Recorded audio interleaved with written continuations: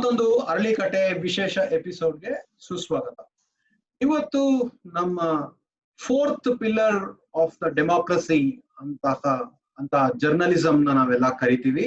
ಅಂತ fourth pillar ನ one of the fine examples of that D P. Satish ನಮ್ ಜೊತೆ ಇದ್ದಾರೆ. Hi Satish, welcome to Aralikatte. So ನಾನು ಯಾವಾಗ್ಲೂ ಹೇಳ್ತಿರೋ ಹಂಗೆ ಸೀನ್ ಹಿಂದೆ ಏನ್ ಸೀನ್ ನಡೀತಾ ಇದೆ ಅನ್ನೋ ಡೀಲೆ ಅರಳಿಕಟ್ಟೆ. ಇವತ್ತು ನಾವು ಡಿ.ಪಿ. ಸತೀಶ್ ಜೊತೆ ಮಾತಾಡ್ತಾ ಇದೀವಿ. ತುಂಬಾ ಚರ್ಚೆಗಳು ನಡೆಯುತ್ತೆ. ಫೇಕ್ ನ್ಯೂಸ್ ಬಗ್ಗೆ ಮಾತಾಡ್ತೀವಿ, ಜರ್ನಲಿಸಂ ಅಂದ್ರೆ ಏನು ಅಂತ ಮಾತಾಡ್ತೀವಿ, ಹೆಂಗೆ ಜರ್ನಲಿಸಂ ದುನಿಯಾ ಚೇಂಜ್ ಆಗ್ತಾ ಇದೆ ಅಂತ ಮಾತಾಡ್ತೀವಿ, ಟೆಕ್ನಾಲಜಿ ಇಂಪ್ಯಾಕ್ಟ್ ಏನಾಗಿದೆ, ಎಕ್ಸೆಟ್ರಾ ಎಕ್ಸೆಟ್ರಾ. ಆಮೇಲೆ ಅನ್ಯಾಯದ ವಿರುದ್ಧ ಹೋರಾಡುವ ಸೆಣಸಾಡುವ ಪತ್ರಕರ್ತ ಇನ್ನೂ ಇದಾನ ಅನ್ನೋ ಒಂದು ನೇರವಾದ ಪ್ರಶ್ನೆಯನ್ನು ಸತೀಶ್ನ ಕೇಳ್ತಾ ಇದೀವಿ. ಸತೀಶ್ನ ಯಾಕೆ ನಾವು ಚೂಸ್ ಮಾಡಿದ್ವಿ ಅಂದ್ರೆ, ಸತೀಶ್ ವಿಶಿಷ್ಟವಾಗಿ ನ್ಯಾಷನಲ್ ಮೀಡಿಯಾನಲ್ಲಿ ಹೆಸರು ಮಾಡಿರ್ತಕ್ಕಂತಹ ಕನ್ನಡಿಗ. ಹಾಗಾಗಿ ನಾವು ಸತೀಶ್ನ ಸ್ಪೆಸಿಫಿಕ್ ಆಗಿ ಆರಿಸ್ಕೊಂಡಿದೀವಿ. ಫಾರಿನ್ ಅಫೇರ್ಸ್ ಅಲ್ಲಿ ಅವ್ರ ಹತ್ರ ಪರ್ಸ್ಪೆಕ್ಟಿವ್ ಇದೆ, ಪೊಲಿಟಿಕ್ಸ್ ನಲ್ಲಿ ಪರ್ಸ್ಪೆಕ್ಟಿವ್ ಇದೆ, ಬಿಸ್ನೆಸ್ ಬಗ್ಗೆ ಬರ್ದಿದ್ದಾರೆ. ಸ್ವಲ್ಪ ಸೀರಿಯಸ್ ಆಗಿ ಕಾಣ್ತಾರೆ, but he is a little funny as well and he has a sense of humour. Satish, welcome to the show again. Thank you. ಒಂದು ಪುಟ್ಟ ಪರಿಚಯ ನಿಮ್ ಬಗ್ಗೆ ಮಾಡ್ಕೊಳ್ಳಿ ಪ್ಲೀಸ್. Thank you.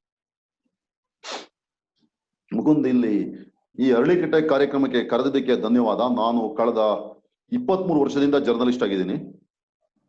ನಾನು 21 ವರ್ಷ ಆಗಿದ್ದಾಗ I became A full time journalist. ಯಾಕೆಂದ್ರೆ ನಾನು ಓದಿದ್ದು ಇಂಗ್ಲಿಷ್ ಲಿಟರೇಚರ್ ಸಾಗರ LB ಕಾಲೇಜ್ನಲ್ಲಿ.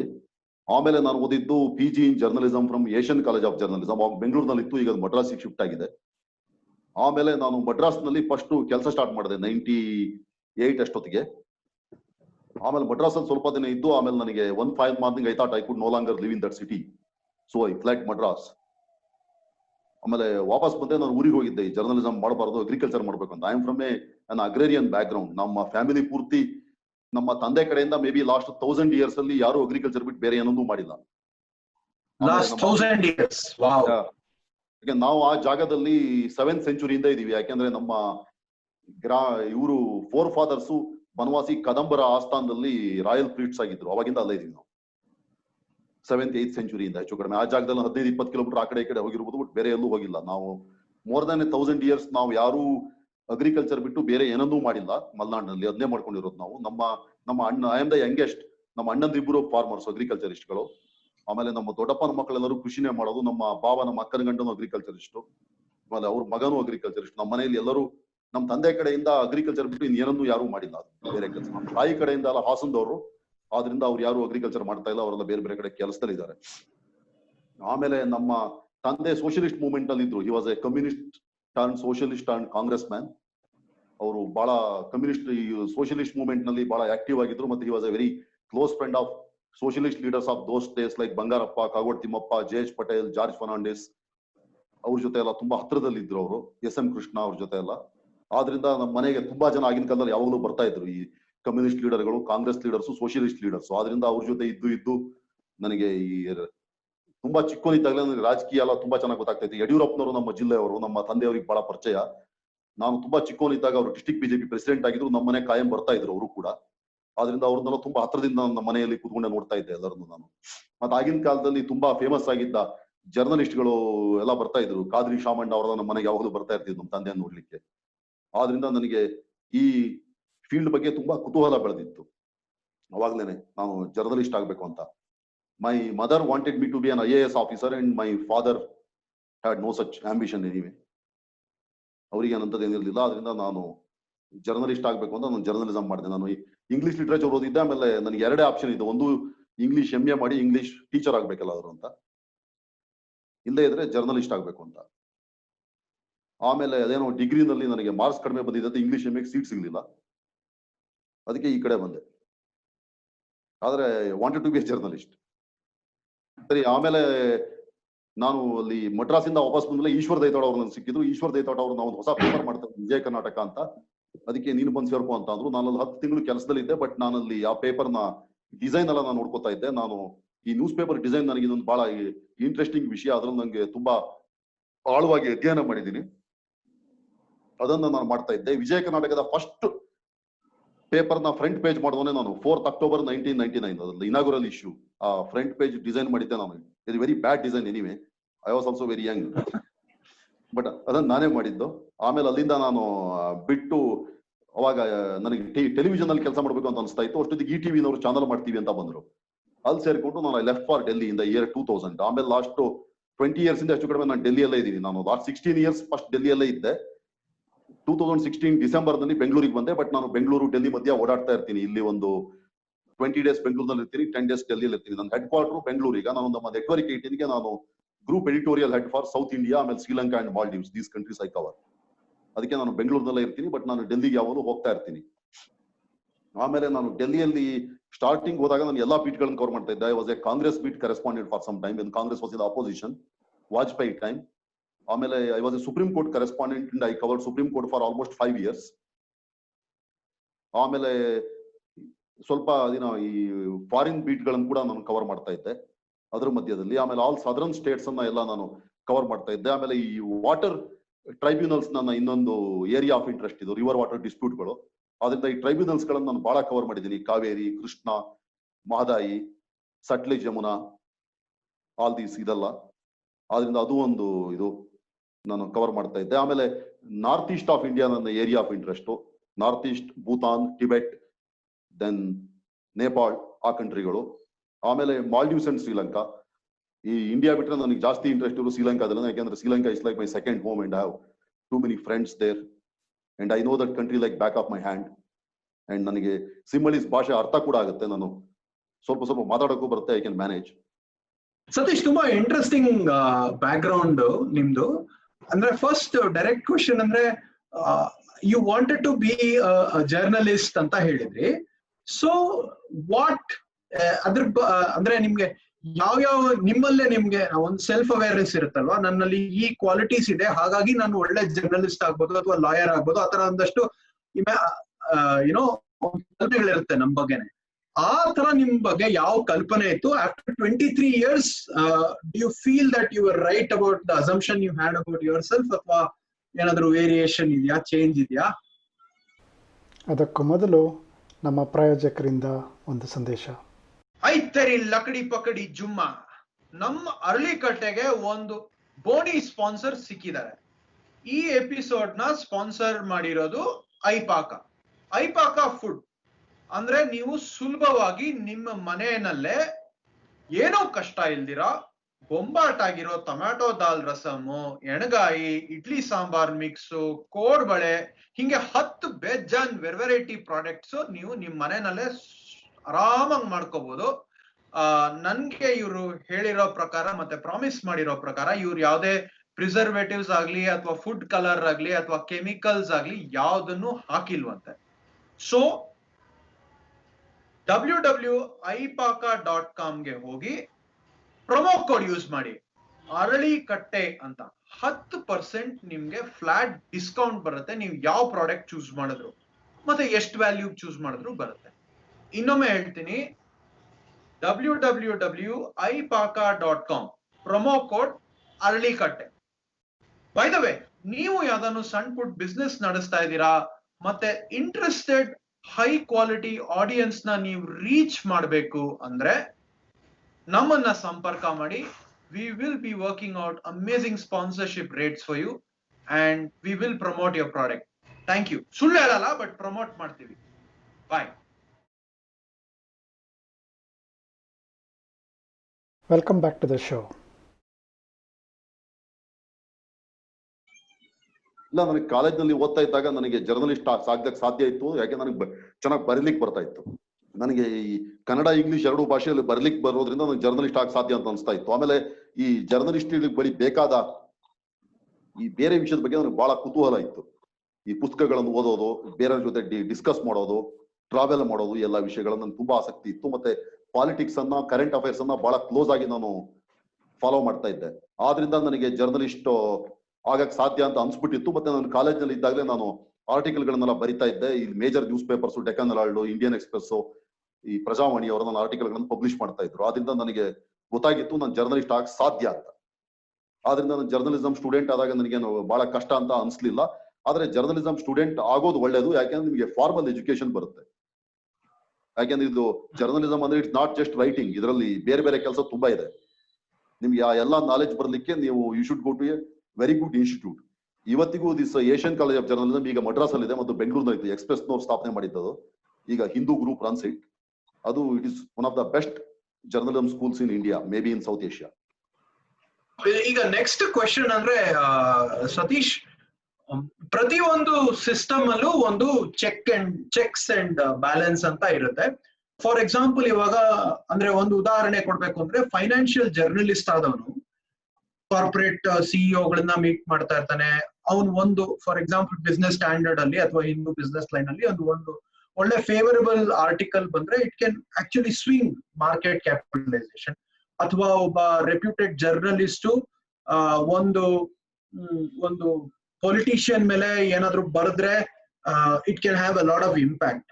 ಸೊ ಪ್ರತಿ ಸಿಸ್ಟಮ್ ಅಲ್ಲೂ ಒಂದು ನ್ಯಾಚುರಲ್ ಚೆಕ್ಸ್ ಅಂಡ್ ಬ್ಯಾಲೆನ್ಸ್ ಅಂತ ಇರುತ್ತೆ. ಆ ತರ ಜರ್ನಲಿಸಂ ಅಲ್ಲಿ ಯಾವ ತರ ಚೆಕ್ಸ್ ಅಂಡ್ ಬ್ಯಾಲೆನ್ಸ್ ಇದೆ to avoid such problems? Of course break ಆಗ್ಬೋದು, but to avoid such problems ಯಾವ ತರ ನ್ಯಾಚುರಲ್ ಚೆಕ್ಸ್ ಅಂಡ್ ಬ್ಯಾಲೆನ್ಸಸ್ ಇರ್ತವೆ ಸಿಸ್ಟಮ್ ಅಲ್ಲಿ? ನೋಡಿ, ಈ ಪ್ರೊಫೆಷನ್ ಇದೆಯಲ್ಲ ಬೇರೆ ಪ್ರೊಫೆಷನ್ ತರ ನಡೆಯಲ್ಲ. ಇದು ಪೂರ್ತಿ ನಂಬಿಕೆ ಮೇಲೆ ಡಿಪೆಂಡ್ ಆಗಿರುವಂತ ಪ್ರೊಫೆಷನ್. ಈ ಪ್ರೊಫೆಷನ್ಗೆ ಮೊದಲಿದ್ದ ನಂಬಿಕೆ ಏನು ಅಂದ್ರೆ, ಈ ಪ್ರೊಫೆಷನ್ ಯಾರು ಜರ್ನಲಿಸ್ಟ್ ಆಗಿ ಬರ್ತಾರೆ ಅವರ ಪರ್ಸನಲ್ ಇಂಟೆಗ್ರಿಟಿ ಕರೆಕ್ಟ್ ಆಗಿರುತ್ತೆ.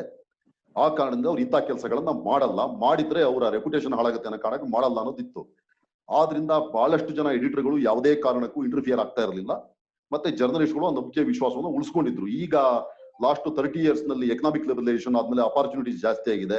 ಈ ಜರ್ನಲಿಸ್ಟ್ಗಳ ಸಂಬಳ, ಸವಲತ್ತು, ಅವರ ಎಕ್ಸ್ಪೋಸರ್, ಕಾಂಟ್ಯಾಕ್ಟ್ಸ್, ಆಮೇಲೆ ಅವ್ರ ಲೈಫ್ ಸ್ಟೈಲು ಎಲ್ಲ ಚೇಂಜ್ ಆಗಿದೆ. ಮತ್ತೆ ಹೊಸ ಇದೆಲ್ಲ ಬೀಟ್ಸ್ ಎಲ್ಲ ಸ್ಟಾರ್ಟ್ ಆಗಿದೆ. ಅದೆಲ್ಲ ಬಂದ್ಮೇಲೆ ಇದಾಗಿದ್ದಿರ್ಬೋದು, ಬಹಳಷ್ಟು ಕಡೆ ಇದಾಗಿದ್ದಿದೆ. ಎಷ್ಟೋ ಜರ್ನಲಿಸ್ಟ್ಗಳು ಬಿಸ್ನೆಸ್ ಇರ್ಬೋದು, ಪಾಲಿಟಿಕ್ಸ್ ಇರ್ಬೋದು, ಅಥವಾ ಬೇರೆ ಯಾವ್ದೋ ಸ್ಪೋರ್ಟ್ಸ್ ಕವರ್ ಮಾಡೋರು, ಇನ್ನೇನೋ ಕವರ್ ಮಾಡೋರು ಇದ್ದಿರ್ಬೋದು, ಬೇರೆ ಬೇರೆ ಉದ್ದೇಶಗಳಿಗೆ ದುರುಪಯೋಗ ಮಾಡ್ಕೊಂಡಿದ್ದು, ಫೇವರಬಲ್ ಆರ್ಟಿಕಲ್ ಬರೆದಿದ್ದು ಅಥವಾ ವಿರೋಧವಾಗಿ ಬರೆದಿದ್ದು, ಅಥವಾ ಟಿವಿಗಳಲ್ಲಿ ಕೂಡ ನ್ಯೂಸ್ ಗಳನ್ನ ಹಾಕಿದ್ದು, ಹಾಕ್ತಾ ಇರೋದು, ಇದೆಲ್ಲ ನಡೆದಿರಬಹುದು. ಇದು ತುಂಬಾ ನಡೀತಾ ಇದ್ದು.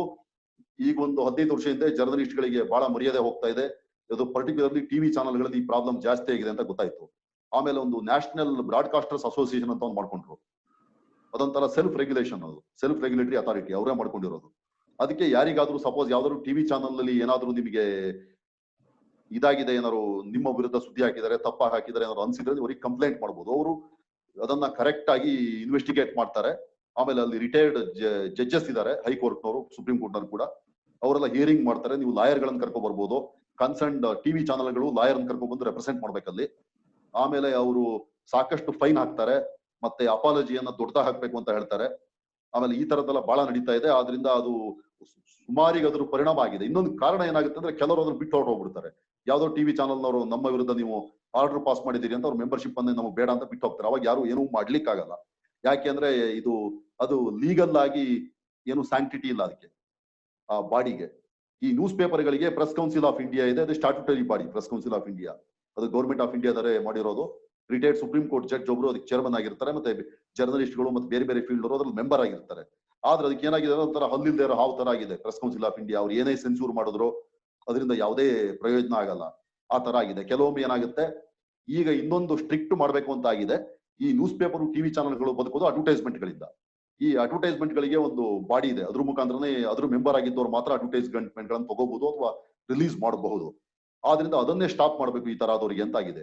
ಯಾವಾಗ ನಿಮ್ಮ ಆದಾಯಕ್ಕೆ ಹೊಡೆತ ಬೀಳುತ್ತೆ ಅವಾಗ ಹುಷಾರಾಗ್ತಾರೆ ಅನ್ನೋ ಕಾರಣಕ್ಕೆ. ಬಟ್ ಅದು ಟ್ರಿಕ್ಕಿ ಕ್ವಶನ್ ಅಲ್ವಾ? ಇವಾಗ ಗವರ್ಮೆಂಟ್ ಏಜೆನ್ಸಿ ಒಂದು ಸೆನ್ಶೂರ್ ಮಾಡುತ್ತೆ ಮೀಡಿಯಾನ ಅಂದ್ರೆ it can go both ways. ಇವಾಗ ಇಲ್ಲ, ಗವರ್ಮೆಂಟ್ ಏಜೆನ್ಸಿ ಅಂದ್ರೆ press council of India is not strictly a government agency. It's like a court. It's a quasi judicial authority, just like a tribunal and all. Government cannot run Press Council of India. Government has no control over it. ಅಲ್ಲಿ government appoints chairman and members, but beyond that ಅವ್ರಿಗೆ ಏನು ಇಲ್ಲ. Press council of ಇಂಡಿಯಾದವರು ಎಲ್ಲಾ ಜಾಗವನ್ನು visit ಮಾಡ್ತಾರೆ. Problem ಆಗಿರೋದು press council of ಇಂಡಿಯಾಗೆ ಜಾಸ್ತಿ ಪವರ್ಸ್ ಇಲ್ಲ. ಈಗ ನ್ಯೂಸ್ ಪೇಪರ್ ಪಬ್ಲಿಕೇಶನ್ ಸಸ್ಪೆಂಡ್ ಮಾಡಕ್ಕಾಗಲ್ಲ. ಯು ಕ್ಯಾನಾಟ್ ಜೈಲ್ ಸಮ್ಒನ್, ಅದು ರೆಗ್ಯುಲರ್ ಕೋರ್ಟ್ ಗಳಿಗೆ ಹೋಗ್ಬೇಕಾಗುತ್ತೆ. ಆಮೇಲೆ ಪ್ರೆಸ್ ಕೌನ್ಸಿಲ್ ಮಾಡಿದಾಗ ಬೇರೆ ಯಾವುದೇ ಮೀಡಿಯಂ ಇರಲಿಲ್ಲ, ಓನ್ಲಿ ನ್ಯೂಸ್ ಪೇಪರ್ ಮಾತ್ರ ಇದ್ದಿತ್ತು. ಟಿವಿ ಬಂದಿದ್ದ ಆಮೇಲೆ ಟಿವಿಗೆ ಯಾವುದೇ ಬಾಡಿ ಇರಲಿಲ್ಲ. ಈಗ ಡಿಜಿಟಲ್ ಬಂದಿದೆ. ಡಿಜಿಟಲ್ ಅಂತೂ ವೈಲ್ಡ್ ವೆಸ್ಟ್ ಇದ್ದಾಗೆ, ಇದಕ್ಕೆ ಯಾವುದೇ ಕಂಟ್ರೋಲ್ ಇಲ್ಲ. ಇದನ್ನು ರೆಗ್ಯುಲೇಟ್ ಮಾಡಕ್ ಹೋಗೋದು ಕೂಡ ಪ್ರಾಬ್ಲಮ್. ಯಾಕಂದ್ರೆ ರೆಗ್ಯುಲೇಟ್ ಮಾಡ್ಲಿಕ್ಕೆ ಹೋದ್ರೆ ಈ ಡಿಜಿಟಲ್ ಇರೋದೇನು ಅಂದ್ರೆ ಒಂಥರ ಲೆವೆಲ್ ಪ್ಲೇಯಿಂಗ್ ಫೀಲ್ಡ್ ಇದೆ, ಎಲ್ಲರಿಗೂ ಸಿಗುವಂತದ್ದು. ಇದನ್ನೆಲ್ಲ ನೀವು ಕಂಟ್ರೋಲ್ ಮಾಡ್ಲಿಕ್ಕೆ ಹೋದ್ರೆ ಬಹಳ ಕಡಿಮೆ ಜನರಿಗೆ ಮಾತ್ರ ಆಕ್ಸೆಸ್ ಇರೋಂತ ಪರಿಸ್ಥಿತಿ ಬರುತ್ತೆ. ಆಮೇಲೆ ಅದನ್ನ ಕಂಟ್ರೋಲ್ ಮಾಡ್ಬೇಕಾ ಬೇಡವಾ ಅನ್ನೋದೇ ಬಾರಿ ಕಷ್ಟದ ವಿಷಯ. ಈಗ ಇನ್ನೊಂದು ನಡೀತಾ ಇತ್ತು, ಈ ಮೀಡಿಯಾನ RTI ಕೆಳಗಡೆ ತರಬೇಕು, ರೈಟ್ ಟು ಇನ್ಫಾರ್ಮೇಶನ್ಗೆ ಅಂತ. ಆದ್ರೆ ನನ್ನ ವಿರೋಧ ಏನು ಅಂದ್ರೆ media it self is RTI ಆಯ್ತಾ. ಮೀಡಿಯಾ ಅಂದ್ರೆ RTI, ನೀವು ಅದನ್ನ RTI ಕೆಳಗಡೆ ಏನ್ ತರಕ್ ಸಾಧ್ಯ? ಮತ್ತೆ ಅಂದ್ರೆ RTI ತಂದ್ರೆ ಹೆಂಗೆ ಇವಾಗ ನಿಮಗೆ ಸೋರ್ಸ್ ಎಲ್ಲಿಂದ ಬಂತು ಅಂತ ರಿವೀಲ್ ಮಾಡ್ಬೇಕು ಅಂತ ಆತರ ಬರುತ್ತಾ ಅದು? ಇವ್ರದ್ದೆಲ್ಲ ನ್ಯೂಸ್ ಸೋರ್ಸು, ಇನ್ಕಮ್ ಅದು ಇದೆಲ್ಲ ತರಬೇಕು ಅಂತ ಮಾಡಿದ್ರು. ಫಸ್ಟ್ ಆಫ್ ಆಲ್ ಮೀಡಿಯಾನೇ RTI. ನೀವು ಸೋರ್ಸ್ ಬಂದಿದ್ನೆಲ್ಲ ಹೇಳಲಿಕ್ಕೆಲ್ಲ ಆಗಲ್ಲ. ಅದೆಲ್ಲ ಮಾಡ್ತಾ ಹೋದ್ರೆ ಅದಕ್ಕೆ ಮೀಡಿಯಾಗೆ ಅರ್ಥನೇ ಇರಲ್ಲ. ಈಗ ರೈಟ್ ಟು ಇನ್ಫಾರ್ಮೇಶನ್ ಬರೋ ಬದಲು ನಿಮ್ಗೆ ಸುದ್ದಿ ಯಾವ್ದ್ರೂ ಗೊತ್ತಾಗ್ತಾ ಇತ್ತು, ನ್ಯೂಸ್ ಪೇಪರ್ ಓದ್ತಾನೆ ಗೊತ್ತಾಗ್ತಾ ಇದ್ದಿತ್ತು. ಏನಾದ್ರು ಭ್ರಷ್ಟಾಚಾರ ನಡೆದಿದ್ರೆ ಏನಾದ್ರು ಬೇರೆ ಎಲ್ಲಿ ಗೊತ್ತಾಗ್ತಾ ಇತ್ತು ನಿಮಗೆ. ಈಗ ರೈಟ್ ಟು ಇನ್ಫಾರ್ಮೇಶನ್ ಬಂದ್ಮೇಲೆ ನೀವು you can file an RTI and get the documents. ಮೊದಲು ಅಫಿಷಿಯಲ್ ಸೀಕ್ರೆಟ್ಸ್ ಆಕ್ಟ್ ಅಂತ ಹೇಳಿ ಸಣ್ಣ ಗೌರ್ಮೆಂಟ್ ಡಾಕ್ಯುಮೆಂಟ್ ಕೂಡ ಯಾರಿಗೂ ಕೊಡ್ತಾ ಇರಲಿಲ್ಲ, ಬ್ರಿಟಿಷ್ ಕಾಲದ ಕಾನೂನನ್ನು ಇಟ್ಕೊಂಡು. ಅವಾಗ ನ್ಯೂಸ್ ಪೇಪರ್ಗಳು ಬಂದ್ರು ತಾನೇ ನಿಮ್ಗೆ ಗೊತ್ತಾಗೋದು.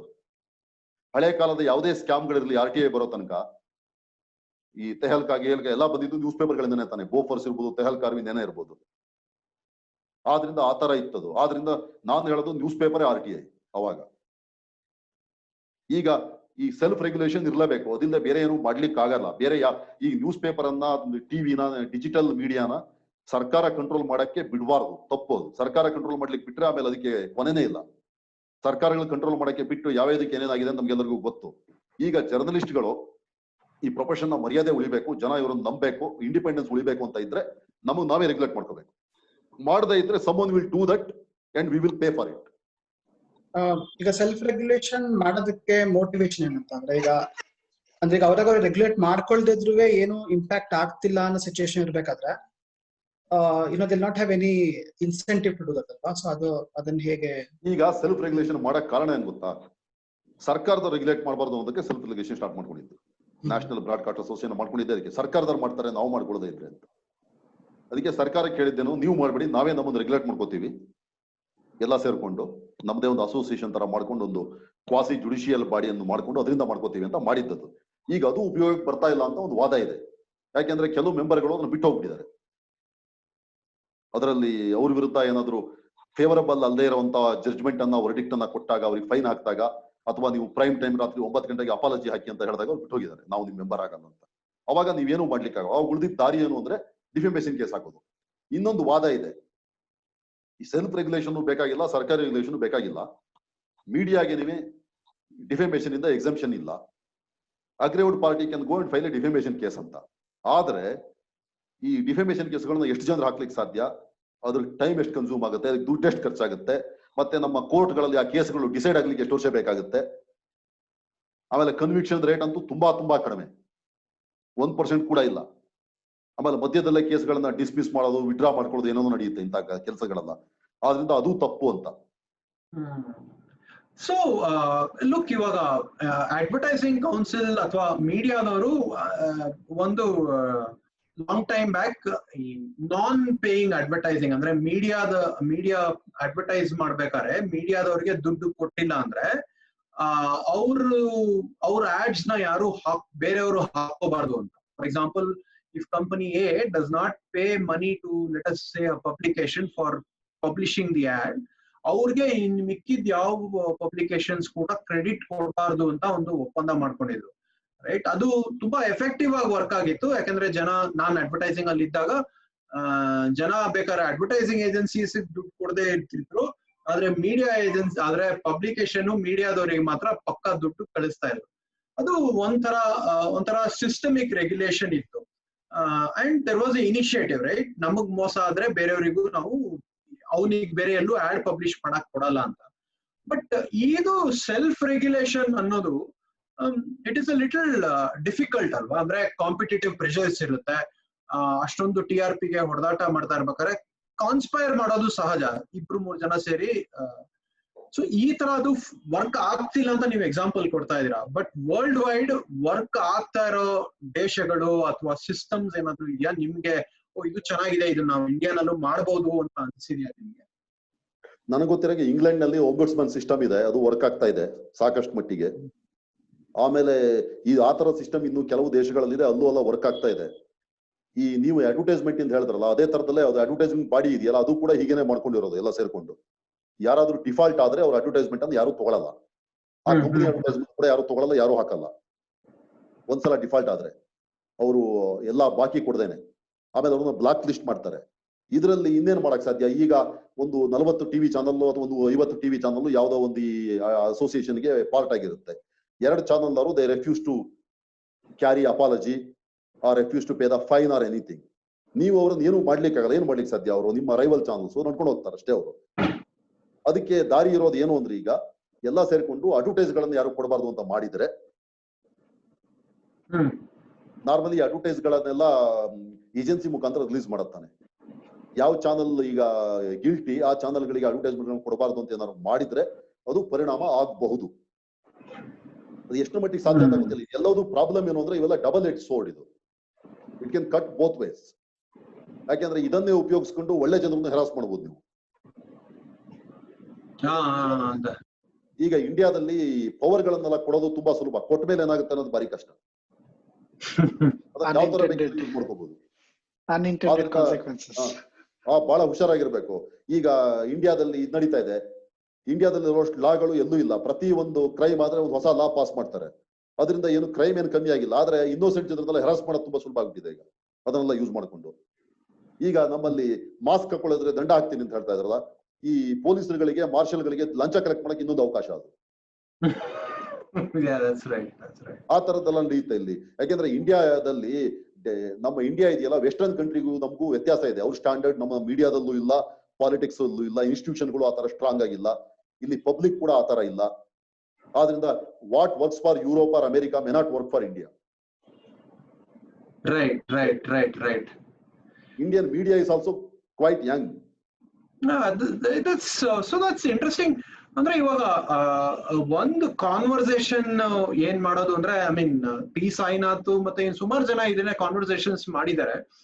ಅಂಡ್ ಆ ಕಾನ್ವರ್ಸೇಷನ್ಸ್ ಏನು ಅಂದ್ರೆ, ಒಂದ್ಸಲಿ ನಾನು ನನ್ನ ಕಂಪನಿನ ಅಥವಾ ನನ್ನ ಕಂಪನಿಗೆ ಸ್ಯಾಲರಿ ಕೊಡೋರು ಅಡ್ವರ್ಟೈಸ್ಮೆಂಟ್ಸ್ ನಾನು ಅಕ್ಸೆಪ್ಟ್ ಮಾಡಕ್ ಶುರು ಮಾಡಿದ್ರೆ ಅಲ್ಲಿಗೆ ನನ್ನ ಫ್ರೀ ಪ್ರೆಸ್ ಅಥವಾ ನನ್ನ ಇಂಡಿಪೆಂಡೆನ್ಸ್ ಮುಗೀತು ಅಂತ ಕೆಲವರು ಒಂದು, I mean there are a lot of publications, there are people, journalist ಆಗ್ಲಿ ಅಥವಾ ಜನರಾಗ್ಲಿ ಒಂದು ಆರ್ಗ್ಯುಮೆಂಟ್ ಮಾಡ್ತಾರೆ. ಯಾಕಂದ್ರೆ ಎಲ್ಲೋ ಒಂದ್ ಕಡೆ ಒಂದ್ ಸಿಸ್ಟಮ್ ಅಲ್ಲಿ ಕಾಂಪ್ರಮೈಸ್ ಮಾಡಿರ್ತೀವಿ. So advertising is the beginning and end of media freedom ಅಂತ ಸುಮಾರು ಜನ ಕಾಮೆಂಟ್ ಮಾಡ್ತಾರೆ. ಎಸ್ಪೆಷಲಿ ನಾವು large corporates like Dainik Jagra, I mean large corporates are buying media companies are buying mining licenses. ಆತರ ಆದಾಗ it's very difficult ಅಲ್ವಾ ಈ press freedom ಅಂತ ಎಸ್ಟಾಬ್ಲಿಷ್ ಮಾಡಕ್ಕೆ ಅಥವಾ ಜರ್ನಲಿಸ್ಟಿಕ್ ಲಿಬರ್ಟಿ ಅಂತ ನಡೆಸ್ಕೊಂಡು ಹೋಗಕ್ಕೆ. ಸೊ ಈ ತರದ್ದು what is the escape route ಅಂದ್ರೆ ಇದನ್ನ ಹೆಂಗೆ ನಾವು ನಿಲ್ಸಕ್ಕಾಗೋದು ಅಂತ. ಆಕ್ಚುಲಿ ಇವಾಗ ಇನ್ನೊಂದು ರಿಸರ್ಚ್ ಪ್ರಕಾರ ಅಕಸ್ಮಾತ್ ಅಡ್ವರ್ಟೈಸ್ಮೆಂಟ್ ಎಲ್ಲ ನಿಲ್ಸಿದ್ರೆ ಪೇಪರ್ ಅವರು ಒಂದು ನ್ಯೂಸ್ ಪೇಪರ್ಗೆ 30 ರಿಂದ 40 ರೂಪಾಯಿ ಒಂದ್ ದಿವಸಕ್ಕೆ ಕೊಡ್ಬೇಕು ಅಂತ ಏನೋ ಎಸ್ಟಿಮೇಷನ್ ನಡೆದಿತ್ತು. ಇವಾಗ ದಿನಕ್ಕೆ 5 ರೂಪಾಯಿಗೋ 6 ರೂಪಾಯಿಗೋ ನ್ಯೂಸ್ ಪೇಪರ್ ಸಿಗ್ತಾ ಇದೆ. So I am just saying for the purpose of viewers ಒಂದು ಬೆನಿಫಿಟ್ ಅನಾಲಿಸಿಸ್ ಕೊಡ್ತಾ ಇದ್ದೀನಿ, ಎಷ್ಟು ಅಡ್ವರ್ಟೈಸಿಂಗ್ ಕಮ್ಮಿ ಮಾಡುತ್ತೆ ಬೆಲೆ ನ್ಯೂಸ್ ಇಂದು ಅಂತ. ಸೊ ಇದ್ರ ಬಗ್ಗೆ ವಾಟ್ ಆರ್ ಯುವರ್ ಥಾಟ್ಸ್? ಯಾವ್ದಾದ್ರು ಸ್ಕ್ಯಾಂಡನೇವಿಯನ್ ಅಲ್ಲೋ ಅಥವಾ ಬೇರೆ ಎಲ್ಲಾದ್ರೂ ದೇಶದಲ್ಲಿ ಏನಾದ್ರು ಇದ್ರ ಬಗ್ಗೆ ಏನಾದ್ರು ಮಾಡಿದಾರಾ? ಈಗ ಈ ಅಡ್ವರ್ಟೈಸ್ ವಿಷಯ ಹೇಳಿದ್ರಲ್ಲ, ಹಳೆ ಕಾಲದಿಂದನೂ ಮೀಡಿಯಾ ಇಂಡಿಯಾದಲ್ಲಿ ಬಿಗ್ ಬಿಸ್ನೆಸ್ ಹೌಸಸ್ ಸ್ಟಾರ್ಟ್ ಮಾಡಿದ್ದು. ಇಂಡಿಯನ್ ಎಕ್ಸ್ಪ್ರೆಸ್ ಸ್ಟಾರ್ಟ್ ಮಾಡಿದ್ರು ಗೋಯಂಕಾಸ್ ಅವರು, ಮಾರ್ವಾಡಿಸ್ ಫ್ರಮ್ ರಾಜಸ್ಥಾನ್, ಅವ್ರಿಗೆ ಬಿಸ್ನೆಸ್ ಬೇರೆ ಇತ್ತು. ಆಮೇಲೆ ಬಿರ್ಲಾಸ್ ಹಿಂದೂಸ್ತಾನ್ ಟೈಮ್ಸ್ ಸ್ಟಾರ್ಟ್ ಮಾಡಿದ್ರು, ಅವರಿಗೂ ಬೇರೆ ಇತ್ತು. ಅವರೆಲ್ಲ ಈ ಇಂಡಿಪೆಂಡೆನ್ಸ್ ಫ್ರೀಡಮ್ ಮೂವ್ಮೆಂಟ್ ಗೆ ಹೆಲ್ಪ್ ಮಾಡ್ಲಿಕ್ಕಾಗಿ ನ್ಯೂಸ್ ಪೇಪರ್ ಗಳನ್ನ ಸ್ಟಾರ್ಟ್ ಮಾಡಿದ್ರು. ಆಮೇಲೆ ಅವರೆಲ್ಲ ಮಹಾತ್ಮ ಗಾಂಧಿ, ನೆಹರು ಅಂತವ್ರಿಗೆಲ್ಲ ಪ್ಯಾಟ್ರನೈಸ್ ಮಾಡ್ತಾ ಇದ್ರು. ಅವರಿಗೆಲ್ಲ ಸಾಕಷ್ಟು ಹಣ ಸಹಾಯ ಮಾಡೋದು, ದುಡ್ಡು ಕೊಡೋದು ಅದನ್ನೆಲ್ಲ ಮಾಡ್ತಾ ಇದ್ರು. ಆಗಿನ ಕಾಲದಲ್ಲಿ Hindustan times Birla owner news paper, ಅದ್ರ ಎಡಿಟರ್ ಆಗಿದ್ದವರು ದೇವದಾಸ್ ಗಾಂಧಿ, ಮಹಾತ್ಮ ಗಾಂಧಿ ಅವರ ಕೊನೆ ಮಗ. ಆ ತರದ್ದೆಲ್ಲ ಬಹಳ ನಡೀತಾ ಇತ್ತು. ನ್ಯೂಸ್ ಪೇಪರ್ಗಳು ಅಟ್ಲೀಸ್ಟ್ ಈ ಇಂಡಿಯಾದಂತ ಕಂಟ್ರಿಗಳಲ್ಲಿ ಸ್ಥಾಪನೆ ಮಾಡಿದ್ರು. Maybe in Europe and America also business ಮನ್ಗಳು. ಯಾಕೆಂದ್ರೆ ನ್ಯೂಸ್ ಪೇಪರ್ ಸ್ಟಾರ್ಟ್ ಮಾಡ್ಲಿಕ್ಕೆ ನೀವು ದುಡ್ಡು ಬೇಕು. ಕೆಲವೊಂದು ನ್ಯೂಸ್ ಪೇಪರ್ಗಳಿದಾವೆ ಟ್ರಸ್ಟ್ ರನ್ ನ್ಯೂಸ್ ಪೇಪರ್ಸ್, ಈ ಫ್ರೀಡಮ್ ಮೂವ್ಮೆಂಟ್ ಗಾಗಿ ಸ್ಟಾರ್ಟ್ ಮಾಡಿರೋದು. ಟ್ರಿಬ್ಯೂನ್ ಇರ್ಬೋದು, ನಮ್ಮಲ್ಲಿ ಸಂಯುಕ್ತ ಕರ್ನಾಟಕ ನ್ಯೂಸ್ ಪೇಪರ್ ಇರ್ಬೋದು. ಆ ತರದ ನ್ಯೂಸ್ ಪೇಪರ್ಗಳನ್ನೆಲ್ಲ ಸ್ಟಾರ್ಟ್ ಮಾಡಿದವರು ಸ್ವಾತಂತ್ರ್ಯ ಹೋರಾಟಗಾರರು, ಆಗಿನ ಕಾಲದ ಕಾಂಗ್ರೆಸ್ ಪಾರ್ಟಿಯಲ್ಲಿದ್ದ ಲೀಡರ್ಸು ಅಂತವ್ರು. ಅವರು trust run news paper not for profit ಅಂತ ಸ್ಟಾರ್ಟ್ ಮಾಡಿದ್ರು. ಆದ್ರೆ ಬಿಸ್ನೆಸ್ ಮನ್ಗಳು ಕೂಡ ಆಗಿನ ಕಾಲದಲ್ಲಿ ನಾಟ್ ಫಾರ್ ಪ್ರಾಫಿಟ್ ಅಂತಾನೆ ನ್ಯೂಸ್ ಪೇಪರ್ ಅನ್ನು ನಡೆಸ್ತಾ ಇದ್ರು. ಅದರಿಂದ ಅವರಿಗೆ ಏನೇನು ಲಾಭ ಇರಲಿಲ್ಲ. ಅವರು ಬೇರೆ ಬಿಸ್ನೆಸ್ ನಲ್ಲಿ ದುಡ್ಡು ಮಾಡಿಕೊಂಡು ನ್ಯೂಸ್ ಪೇಪರ್ ಗಳಿಗೆ ಹಾಕ್ತಾ ಇದ್ರು. ನಮ್ಮ ಡೆಕ್ಕನ್ ಹೆರಾಲ್ಡ್ ಪ್ರಜಾವಾಣಿಯನ್ನು ಸ್ಥಾಪನೆ ಮಾಡಿದವರ ಮೇನ್ ಬಿಸ್ನೆಸ್ ಲಿಕ್ಕರ್ ಬಿಸ್ನೆಸ್ ಆಗಿತ್ತು. KM ಗುರುಸ್ವಾಮಿ ಅವರಿಗೆ ಅವರು ಲಿಕ್ಕರ್ ಬಿಸ್ನೆಸ್ ಇಂದ ದುಡ್ಡು ಮಾಡಿಕೊಂಡು ಆ ದುಡ್ಡನ್ನ ನ್ಯೂಸ್ ಪೇಪರ್ ನಲ್ಲಿ ಕಳೀತಾ ಇದ್ರು. ಡೆಕ್ಕನ್ ಹೆರಾಲ್ಡ್ ಪ್ರಜಾವಾಣಿಗೆ ಲಾಭ ಬಂದಿತ್ತು ಸುಮಾರು 10-15 ವರ್ಷ ಆದ್ಮೇಲೆ. ಅಲ್ಲಿ ತನಕ ಲಾಸ್ ಎಲ್ಲ ನಡೀತಾ ಇತ್ತು. ಆದ್ರೂ ಅವ್ರು ಅದನ್ನ ನಡೆಸ್ಬೇಕು ಅಂತ ನಡ್ಸ್ಕೊಂಡು ಬಂದಿದ್ರು. ಈಗ 3-4 ಕಾರಣದಲ್ಲಿ ನಷ್ಟ ಆಗಿದೆ, ಪ್ರಾಬ್ಲಮ್ ಆಗಿದೆ ನ್ಯೂಸ್ ಪೇಪರ್ಗಳಿಗೆ. 1991 ಇಸ್ವಿನಲ್ಲಿ ಎಕನಾಮಿಕ್ ಲಿಬರಲೈಸೇಷನ್ ಆಗೋ ತನಕ ನ್ಯೂಸ್ ಪ್ರಿಂಟ್ ಅನ್ನ ಗೌರ್ಮೆಂಟ್ ನವರು ಕೊಡ್ತಾ ಇದ್ರು ನ್ಯೂಸ್ ಪೇಪರ್ಗಳಿಗೆ. ಒಂದು ಕೋಟಾ ಫಿಕ್ಸ್ ಮಾಡಿದ್ರು, ನಿಮ್ ಸರ್ಕ್ಯುಲೇಷನ್ ತೋರಿಸಿ ತಗೋಬೇಕಾಗಿತ್ತು, ಇಟ್ ವಾಸ್ ಸಬ್ಸಿಡೈಸ್ಡ್. ಆದ್ರಿಂದ ನಡೀತಾ ಇತ್ತು. ಮತ್ತೆ ಒಂದು ಅಶ್ಯೂರ್ಡ್ ಅಡ್ವರ್ಟೈಸ್ಮೆಂಟ್ ಇತ್ತು, ಕಾಂಪಿಟೇಷನ್ ಕಡಿಮೆ ಇತ್ತು, ಮತ್ತೆ ಸಂಬಳಗಳೆಲ್ಲ ಬಹಳ ಕಡಿಮೆ ಇತ್ತು ಅವಾಗ. 1990 ಓಪನ್ ಮಾರ್ಕೆಟ್ ಎಲ್ಲ ಬಂದ್ಮೇಲೆ ಈ ನ್ಯೂಸ್ ಪೇಪರ್ಗಳು ಬಹಳ ಅಗ್ರೆಸಿವ್ ಆದ್ರು. ಈ ಟೈಮ್ಸ್ ಆಫ್ ಇಂಡಿಯಾ ಅಂತ ಗ್ರೂಪ್ಗಳು ತುಂಬಾ ಅಗ್ರೆಸಿವ್ ಮಾರ್ಕೆಟಿಂಗ್ ಕ್ಯಾಂಪೇನಿಂಗ್ ಎಲ್ಲ ಮಾಡಕ್ಕೆ ಶುರು ಮಾಡಿದ್ರು. ಈ ಟ್ರೆಡಿಷನಲ್ ನ್ಯೂಸ್ ಪೇಪರ್ ಎಲ್ಲ ವರ್ಕ್ ಆಗಲ್ಲ, what people want to consume you should give ಅನ್ನೋದು ಅವ್ರ ಪಾಲಿಸಿ. ಅದು ಬಂದ ಮೇಲೆ ಅವ್ರಿಗೆ ಅನಿಸ್ತು ಅಡ್ವರ್ಟೈಸ್ಮೆಂಟ್ಗಳು ಸಿಕ್ಕಾಪಟ್ಟೆ ಬಂದು, ಎಕನಾಮಿಕ್ ಲಿಬರೇಷನ್ ಆದ್ಮೇಲೆ ಹೊಸ ಹೊಸ ಬಿಸ್ನೆಸ್ ಅಪರ್ಚುನಿಟೀಸ್ ಎಲ್ಲ ಬಂದು. ಅವ್ರು ಬಂದ ಮೇಲೆ ಈ ತರ ಪರಿಸ್ಥಿತಿ ಬಂದಿದ್ದು ಏನು ಅಂದ್ರೆ, ಯಾರ ಹತ್ರ ಮಾರ್ಕೆಟ್ ನಲ್ಲಿ ಅಗ್ರೆಸಿವ್ ಆಗಿ ಕ್ಯಾಂಪೇನ್ ಮಾಡಕ್ ಸಾಧ್ಯ, ಸಬ್ಸ್ಕ್ರಿಪ್ಷನ್ ಜಾಸ್ತಿ ಮಾಡಕ್ ಸಾಧ್ಯ, ಅವರಿಗೆ ಜಾಸ್ತಿ ಅಡ್ವರ್ಟೈಸ್ಮೆಂಟ್ ತರಕ್ ಸಾಧ್ಯ ಅಂತ ಅವಾಗ ಏನ್ ಮಾಡಿದ್ರು, ಕವರ್ ಪ್ರೈಸ್ ಅನ್ನ ಕಡಿಮೆ ಮಾಡಿದ್ರು. ಪ್ರೈಸ್ ವಾರ್ ಸ್ಟಾರ್ಟ್ ಆಯ್ತು. ನಿಮಗೆ ಗೊತ್ತಿರ್ಬೇಕು, 20 ವರ್ಷದಿಂದ ₹2 ನ್ಯೂಸ್ ಪೇಪರ್ ಬರ್ತಾ ಇದ್ರಲ್ಲ, ₹3 ₹4 ಇಳಿಸಿ. ಇವತ್ತಿಗೂ ಯಾವುದೇ ಒಂದು ನ್ಯೂಸ್ ಪೇಪರ್ ಪ್ರೈಸ್ ಮಾತ್ರ ಜಾಸ್ತಿ ಆಗಿಲ್ಲ, ₹5 ಉಳ್ಕೊಂಡಿದೆ, ₹5-6. ಬೇರೆ ಎಲ್ಲ ಜಾಸ್ತಿ ಆಗಿದೆ. ನನ್ನ ಆರ್ಗ್ಯುಮೆಂಟು ಇದೇನೆ, ಅಡ್ವರ್ಟೈಸ್ಮೆಂಟ್ ನ್ಯೂಸ್ ಪೇಪರ್ಗೆ ಬಂದೇ ಬರುತ್ತೆ. ನೀವು ಒಂದ್ ವೇಳೆ ತುಂಬಾ ಆನೆಸ್ಟ್ ಆಗಿದ್ದು, ಆಂಟಿ ಎಸ್ಟಾಬ್ಲಿಷ್ಮೆಂಟ್ ಆಗಿದ್ರು ಕೂಡ ಅಡ್ವರ್ಟೈಸ್ಮೆಂಟ್ ಕೊಡುವಂತವ್ರು ಕೊಟ್ಟೆ ಕೊಡ್ತಾರೆ. ಯಾಕೆಂದ್ರೆ ಅವರಿಗೆ they want to reach people. ಆ ತರ ಅಡ್ವರ್ಟೈಸ್ಮೆಂಟ್ಗಳು ಬಂದೇ ಬರುತ್ತೆ. ನನ್ನ ಆರ್ಗ್ಯುಮೆಂಟ್ ಮೊದಲಿಂದಲೂ ನಮ್ಮ ಮೀಡಿಯಾ ಲೀಡರ್ಸ್ ಫೋರಂ ನಲ್ಲಿ ಕೂಡ ನಾನು ಅವ್ರ ಹತ್ರ ಆರ್ಗ್ಯೂ ಮಾಡಿದ್ದೀನಿ. ನ್ಯೂಸ್ ಪೇಪರ್ ಕವರ್ ಪ್ರೈಸ್ ತುಂಬಾ ಕಡಿಮೆ ಇದೆ, ಅದನ್ನ ದಯವಿಟ್ಟು ಜಾಸ್ತಿ ಮಾಡಬೇಕು. ಈಗ ಒಂದು ನ್ಯೂಸ್ ಪೇಪರ್ಗೆ 10 ಲಕ್ಷ ಸರ್ಕ್ಯುಲೇಷನ್ ಇದ್ರೆ ₹5 ಮಾರೋ ಬದಲು ₹15 ಮಾರಿ. ನಿಮ್ಗೊಂದು 30-40% ಸರ್ಕ್ಯುಲೇಷನ್ ಡ್ರಾಪ್ ಆಗಬಹುದು. ಆದ್ರೆ ₹15 ನೀವು ಸೆಲ್ಫ್ ರಿಲಯಂಟ್ ಆಗ್ತೀರಿ. ನಿಮ್ಗೆ ಅತ್ಯಂತ ಕಡಿಮೆ ಅಡ್ವರ್ಟೈಸ್ಮೆಂಟ್ ಗಳಿಗೆ ನ್ಯೂಸ್ ಪೇಪರ್ ನಡೆಸಬಹುದು, ನ್ಯೂಸ್ಗೆ ಜಾಸ್ತಿ ದುಡ್ಡನ್ನ ನೀವು ಸ್ಪೆಂಡ್ ಮಾಡಬಹುದು. ಈಗ ಶ್ರೀಲಂಕಾ ಮತ್ತೆ ಪಾಕಿಸ್ತಾನದಲ್ಲಿ ಒಂದು ನ್ಯೂಸ್ ಪೇಪರ್ಗೆ ₹30 ಇದೆ, ಡೈಲಿ ನ್ಯೂಸ್ ಪೇಪರ್ಗೆ. ಶ್ರೀಲಂಕಾದಲ್ಲಿ ಡೈಲಿ ನ್ಯೂಸ್ ಪೇಪರ್ಗೆ ₹30 ಅಂದ್ರೆ ಇಂಡಿಯನ್ ಕರೆನ್ಸಿಲಿ ₹12 ಅದು. ಪಾಕಿಸ್ತಾನದಲ್ಲೂ ಅಷ್ಟೇ ₹30 ಇದೆ, ಇಂಡಿಯನ್ ಕರೆನ್ಸಿ ₹12. ಅಲ್ಲಿ ವೀಕೆಂಡ್ ನ್ಯೂಸ್ ಪೇಪರ್ಗೆ ₹60 ಇದೆ, ಅಂದ್ರೆ ನಮ್ಮಲ್ಲಿ ರೇಟ್ ₹24 ಆಯ್ತು. ಆ ದುಡ್ಡಿಗೆ ನೀವು ಆರಾಮಾಗಿ ನಡೆಸಬಹುದು. ಶ್ರೀಲಂಕಾದಲ್ಲಿ ಇವತ್ತಿಗೂ ನ್ಯೂಸ್ ಪೇಪರ್ಗಳು ಜಾಸ್ತಿ ಗೌರ್ಮೆಂಟ್ ಯಾರ್ಡ್ ಮೇಲೆ ಯಾವ್ದ್ರ ಮೇಲೆ ಡಿಪೆಂಡ್ ಆಗಿಲ್ಲ ಅವರು. ಯಾಕೆಂದ್ರೆ ಅವರು ಕಡಿಮೆ ರೇಟಿಂಗ್ ನ್ಯೂಸ್ ಪೇಪರ್ ಮಾರೋದೇ ಇಲ್ಲ, ₹30 ಒಂದು ನ್ಯೂಸ್ ಪೇಪರ್ ಮಾರ್ತಾರೆ. ಪಾಕಿಸ್ತಾನದಲ್ಲೂ ಅದೇ ರೇಟಿಂಗ್ ಮಾರ್ತಾರೆ. ಇಂಡಿಯಾ ಒಂದೇ ಕಂಟ್ರಿ ಇಷ್ಟು ಕಡಿಮೆ ರೇಟಿಗೆ ನ್ಯೂಸ್ ಪೇಪರ್ ಇವತ್ತಿಗೂ ಮಾರ್ತಾ ಇರೋದು. ಇದ್ರಲ್ಲಿ ಏನಾಗಿದೆ ಅಂದ್ರೆ, who will bill the cat, ಯಾರು ಮಾಡಕ್ ರೆಡಿ ಇದಾರೆ. ಈಗ ಎಲ್ಲಾ ನ್ಯೂಸ್ ಪೇಪರ್ ಒಗ್ಗಟ್ಟಾಗಿ ನಾವು ₹10 ನೀವು ಮಾರಲ್ಲ ಅಂದ್ರೆ ಮಾರ್ಬೋದು, ಒಂದು 30% ಸರ್ಕ್ಯುಲೇಷನ್ ಕಡಿಮೆ ಆಗ್ಬೋದು. ಅದು ಮಾಡಕ್ ಯಾರು ರೆಡಿ ಇಲ್ಲ. ಯಾಕೆಂದ್ರೆ ಸರ್ಟನ್ ನ್ಯೂಸ್ ಪೇಪರ್ಗಳಿಗೆ ಅಡ್ವರ್ಟೈಸಿಂಗ್ ಮಾರ್ಕೆಟ್ ಇದೆಯಲ್ಲ, 80% ನಾವೇ ತಗೋಬೇಕು ಅಂತ. ಯಾಕೆಂದ್ರೆ ಒಂದ್ಸಲ ಈ ಕೆಲವು ನ್ಯೂಸ್ ಪೇಪರ್ ಪ್ರಮೋಟರ್ಸ್ ಹೇಳಿದ್ದು ಇದೆ, we are not in the business of news paper, we are in the business of advertisement ಅಂತ. ಈ ತರ ಪರಿಸ್ಥಿತಿ ಇದ್ದಾಗ ತುಂಬಾ ಕಷ್ಟ ಇದೆ, ಏನ್ ಮಾಡ್ಬೇಕು ಅಂತ ಗೊತ್ತಾಗೋದಿಲ್ಲ. Unless these people high cover price, they won't survive for long. ಇದು ಟಿವಿ ಚಾನಲ್ಗಳು ಅಷ್ಟೇ. ಟಿವಿ ಚಾನಲ್ಗಳಲ್ಲಿ ಎರಡಿದೆ, ಒಂದು ಫ್ರೀ ಟು ಏರ್, ಇನ್ನೊಂದು ಪೇ ಚಾನಲ್. ನೀವು ಪೇ ಚಾನಲ್ ಮಾಡಿದ್ರೆ ನಿಮ್ಗೆ ಮಂತ್ಲಿ ನಿಮ್ಮ ಕೇಬಲ್ ಆಪರೇಟರ್ ಅಥವಾ DTH ನಲ್ಲಿ they deduct some money, maybe ₹2, ₹3 per set ಅಷ್ಟೇ, ನಾಟ್ ಮೋರ್ ದನ್. ಅದು ಲಕ್ಷಾಂತರ ಜನ ಯೂಸ್ ಮಾಡ್ತಾ ಇದ್ದಾಗ, ಮಿಲಿಯನ್ಗಳ ಜನ ಯೂಸ್ ಮಾಡ್ತಾರೆ, ಸಾಕಷ್ಟು ದುಡ್ಡು ಬರುತ್ತೆ. ಅವಾಗ ಟಿವಿ ಚಾನಲ್ಗಳಲ್ಲಿ ಸಬ್ಸ್ಕ್ರಿಪ್ಷನ್ ಬಂದ್ರೆ ನೀವು ಕಡಿಮೆ ರೇಟಿಗೆ, ನಿಮ್ಗೆ ಅಡ್ವರ್ಟೈಸ್ಮೆಂಟ್ ಕಡಿಮೆ ಬಂದ್ರು ನೀವು ಒಳ್ಳೆ ನ್ಯೂಸ್ ಗಳನ್ನು ಕೊಡಬಹುದು. ಈ ಫ್ರೀ ಟು ಏರ್ ಚಾನಲ್ಗಳಲ್ಲಿ ಏನು ಅಂದ್ರೆ, ನೀವು ಬೇರೆ ಯಾವುದೇ ಲಾಭ ಇಲ್ಲ. ನೀವು ನ್ಯೂಸ್ ಪೇಪರ್ಗೆ ಅಟ್ ಲೀಸ್ಟ್ ಒಂದು 30% ಕಾಸ್ಟ್ ಕವರ್ ಆಗುತ್ತೆ ನೀವು ಮಾರೋದ್ರಿಂದ. ಟಿವಿ ಚಾನಲ್ಗಳು, ಫ್ರೀ ಟು ಏರ್ ಚಾನಲ್ಗಳಿಗೆ ಝೀರೋ ಇನ್ಕಮ್. ಅಡ್ವರ್ಟೈಸ್ಮೆಂಟ್ ಬಿಟ್ರೆ ಬೇರೆ ಯಾವುದೇ ಇನ್ಕಮ್ ಬರಲ್ಲ ಅವರಿಗೆ. ಆದ್ರಿಂದ ಅವರು ಕಾಂಪ್ರಮೈಸ್ ಆಗೋ ಸಾಧ್ಯತೆ ಇನ್ನೂ ಜಾಸ್ತಿ. ಈ ನೀವು ಎಲ್ಲವನ್ನು ಫ್ರೀ ಟು ಏರ್ ಮಾಡಬಾರ್ದು, ಈ ಚಾನಲ್ಗಳಿಗೆ ಒಂದು ಸಬ್ಸ್ಕ್ರಿಪ್ಷನ್ ಮಾಡಬೇಕು. ಅವಾಗ ಚೆನ್ನಾಗಿರೋ ಚಾನಲ್ಗಳನ್ನ ಜನ ದುಡ್ಡು ಕೊಟ್ಟು ನೋಡ್ತಾರೆ. ಈಗ ಈ ಚೆನ್ನಾಗಿಲ್ಲದೆ ಇದ್ದವು ಅದರಷ್ಟು ಕತೆ ನಾಶ ಆಗುತ್ತೆ. ಓಕೆ,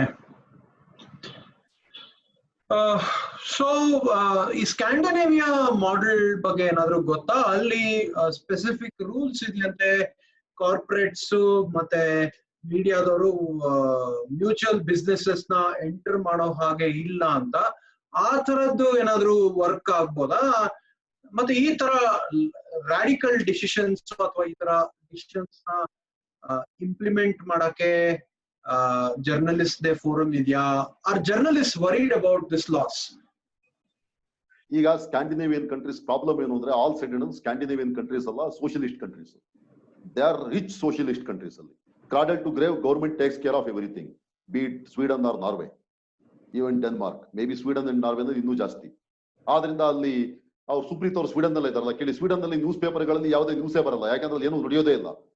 ಅಲ್ಲಿ ಬಹಳ ಇಂಪಾರ್ಟೆಂಟ್ ಬೀಟ್ ಅಂದ್ರೆ ಕೋರ್ಟ್ ಬೀಟು ಅಥವಾ ಏನಾದ್ರು ಕೋರ್ಟ್ ಏನಾದ್ರು ನಡೆದ್ರೆ ಅದು ಬಹಳ ಅಪರೂಪಕ್ಕೆ ಒಂದೊಂದ್ಸಲ ಅಲ್ಲಿ ಲೀಗಲ್ ಪ್ರೊಫೆಷನ್ ಲೀಗಲ್ ರಿಪೋರ್ಟ್ರೆ ಬಹಳ ಇಂಪಾರ್ಟೆಂಟ್ ರಿಪೋರ್ಟರ್ ಕೋರ್ಟ್ ನಲ್ಲಿ ಏನಾದ್ರು ಇಂಟ್ರೆಸ್ಟಿಂಗ್ ಕೇಸ್ ಇದ್ರೆ.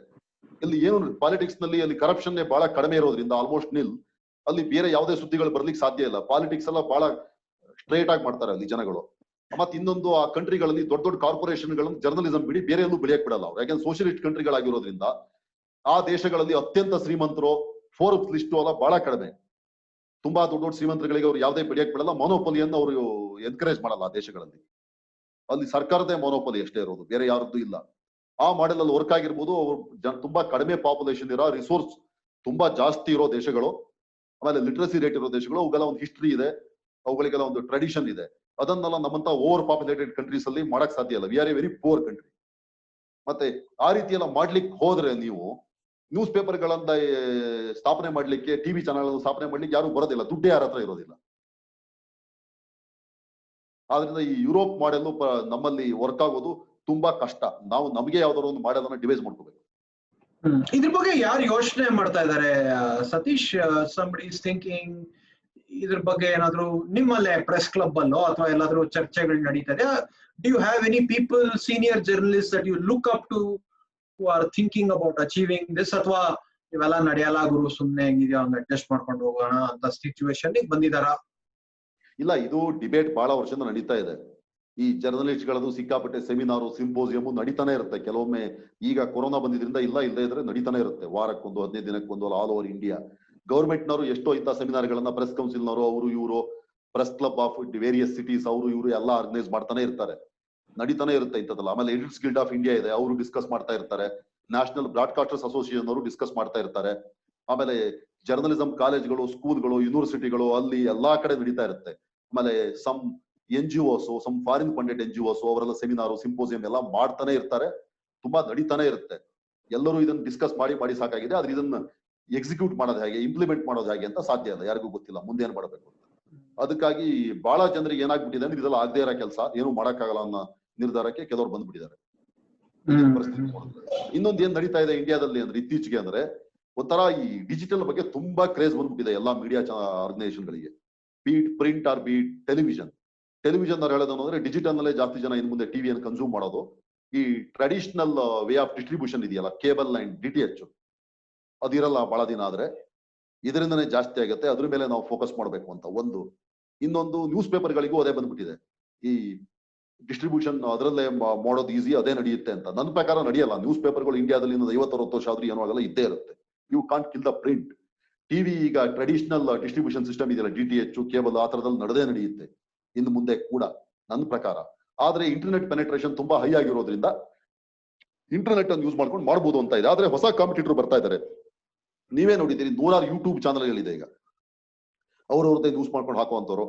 ಆಮೇಲೆ ಸೋಷಿಯಲ್ ಮೀಡಿಯಾದಲ್ಲಿ ನ್ಯೂಸ್ ಹಾಕೋರು ಎಷ್ಟೋ ಜನ ಇದ್ದಾರೆ. ಆದ್ರಿಂದ ಅವುಗಳನ್ನು ಜನ ತುಂಬಾ ಕ್ಲೋಸ್ ಆಗಿ ಫಾಲೋ ಮಾಡ್ತಾ ಇರ್ತಾರೆ. ಇದು ತುಂಬಾ ಕಾಂಪ್ಲಿಕೇಟೆಡ್, ತುಂಬಾ ಕಾಂಪ್ಲೆಕ್ಸ್ ಇಶ್ಯೂ ಇದು.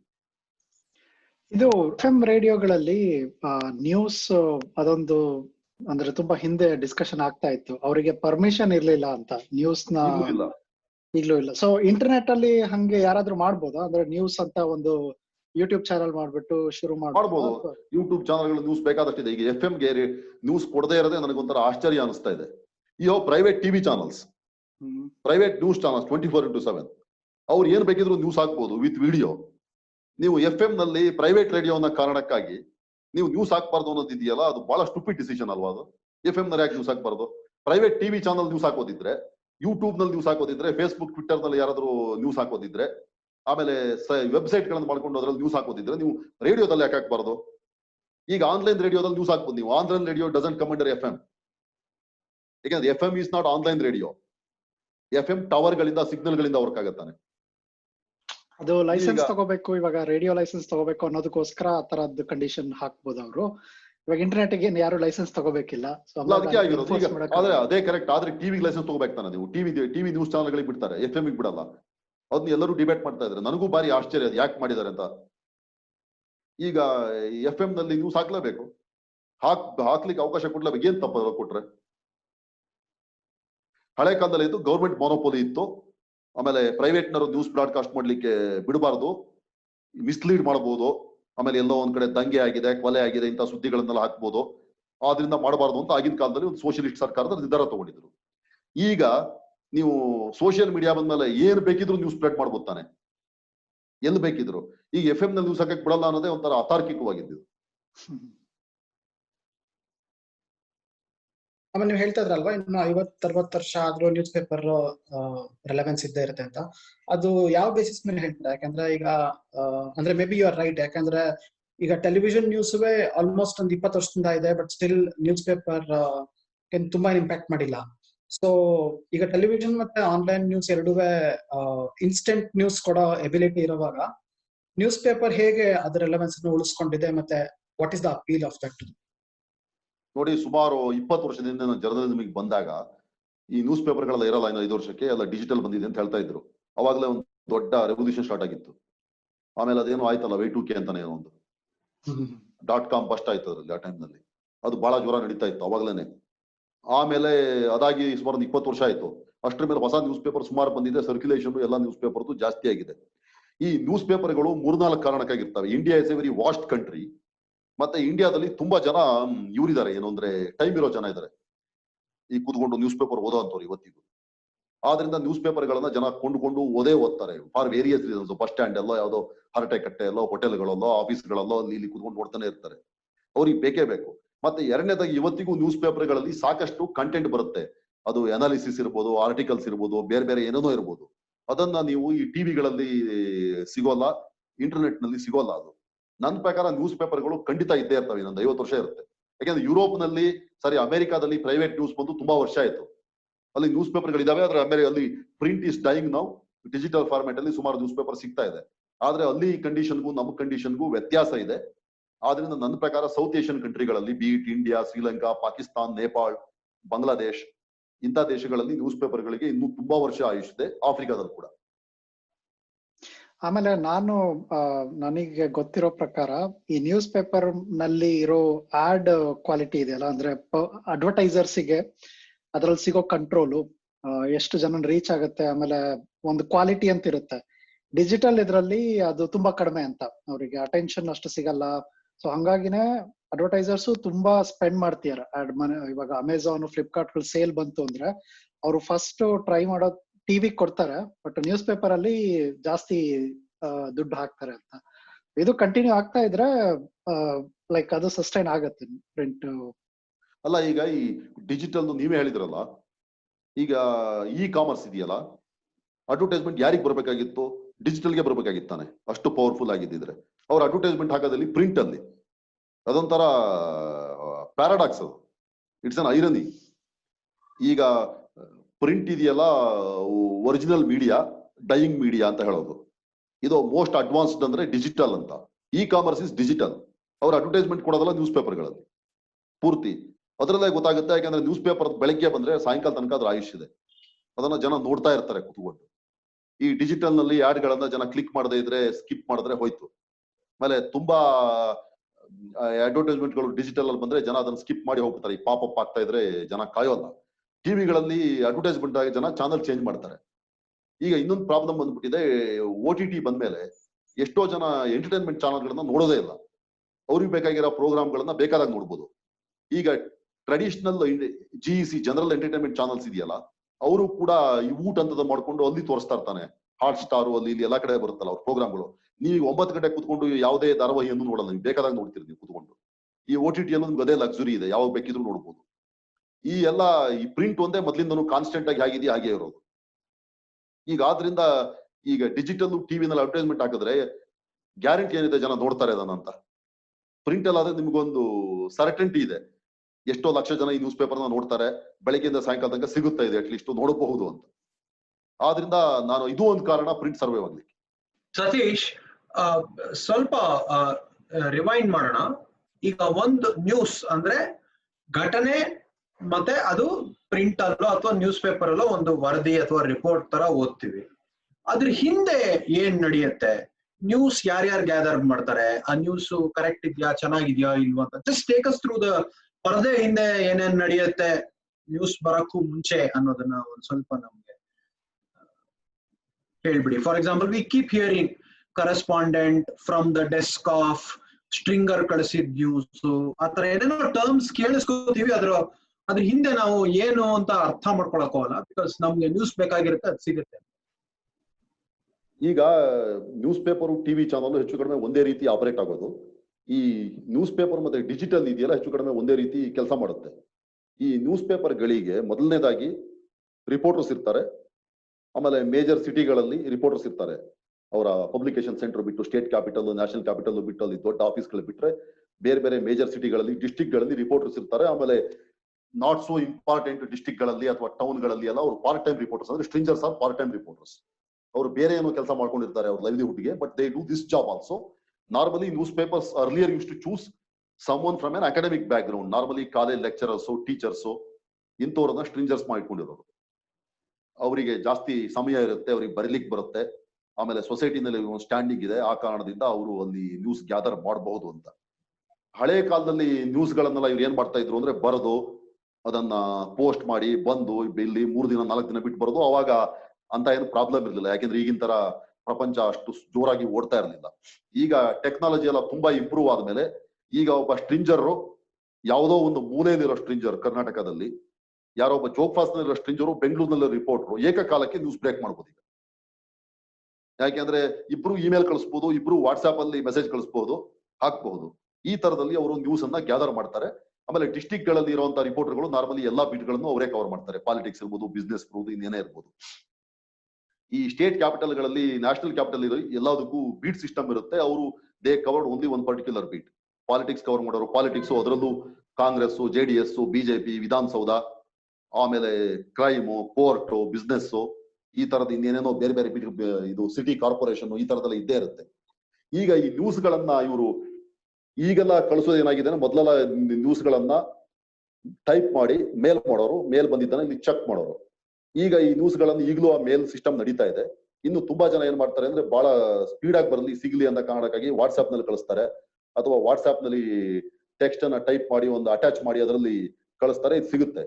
ಇಲ್ಲಿ ಒಂದು 3-4 ಡೆಸ್ಕ್ ಇರುತ್ತೆ. ಡೆಸ್ಕ್ ಅಂದ್ರೆ ಇಲ್ಲಿ ನ್ಯೂಸ್ ಅನ್ನ ಪ್ರೊಸೆಸ್ ಮಾಡೋಂಥವ್ರು, ಅದು ಅವರು ಇನ್ಪುಟ್ ಅಂಡ್ ಔಟ್ಪುಟ್. ಇನ್ಪುಟ್ ಅಂದ್ರೆ ಈ ನ್ಯೂಸ್ ಅನ್ನ ರಿಸೀವ್ ಮಾಡೋಂಥ ಜನಗಳು, ರಿಪೋರ್ಟರ್ಗಳ ಜೊತೆ ಕಾನ್ಸ್ಟೆಂಟ್ ಟಚ್ ಅಲ್ಲಿ ಇದ್ದು ಯಾವ ನ್ಯೂಸ್ ಅನ್ನು ಹಾಕ್ಬೇಕು ಬೇಡ ಅಂತ ಹೇಳುವಂಥವ್ರು.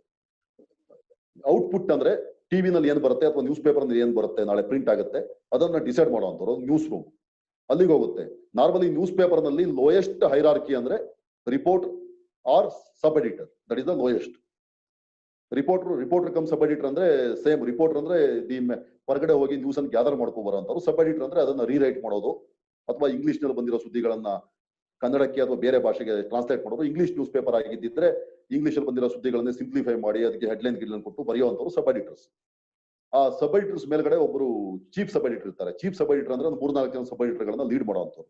Like reporter will have one chief reporter who will guide them. ಆ ತರದಲ್ಲಿ ಈ ಚೀಫ್ ಸಬ್ ಎಡಿಟರ್ ಮೇಲ್ಗಡೆ ಒಬ್ರು ನ್ಯೂಸ್ ಎಡಿಟರ್ ಇರ್ತಾರೆ, ಅವರು ಓವರ್ ಆಲ್ ಹೆಡ್ ಅವರು. ಈ ಚೀಫ್ ಸಬ್ ಎಡಿಟರ್ ಗಳಿಗೆ ನ್ಯೂಸ್ ಎಡಿಟರ್ ಗಳು ಒಂದು 4 ಪೇಜ್ ಗಳನ್ನ ಅಲಾಟ್ ಮಾಡಿರ್ತಾರೆ. ಈಗ ಫ್ರಂಟ್ ಪೇಜ್ ಅನ್ನ ನೋಡ್ಕೊಳ್ಳುವಂತಾನೆ ಒಬ್ಬ ಚೀಫ್ ಸಬ್ ಎಡಿಟರ್, ಅವನ ಕೆಳಗಡೆ ಒಬ್ಬ ಸಬ್ ಎಡಿಟರ್ಸ್ ಇರ್ತಾರೆ.